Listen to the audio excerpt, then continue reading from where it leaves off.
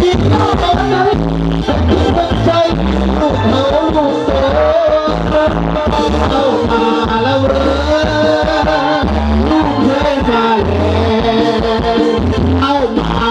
แล้วลูกเคยมาแล้วเกิดไปเสียที่หัวเป็นเมียกันเลิกสัญญาถ้าไม่เอาก็เคยมาแล้วเด้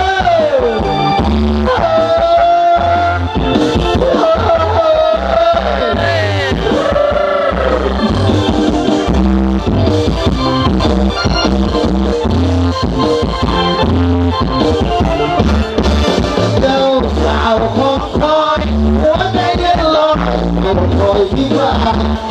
รถน้องเปิดประตูของทางเปิดละน้องประตูคอยทางบ้านไม่ทางศาสนาตั้งใจแก่เท่าเดิมลูกเคยมาแล้วแก่เท่าแก่ช่วยประตูให้แด่เมื่อสักวันที่เธอคงจะเท่าแก่ขอพากันเห็นเคยแก่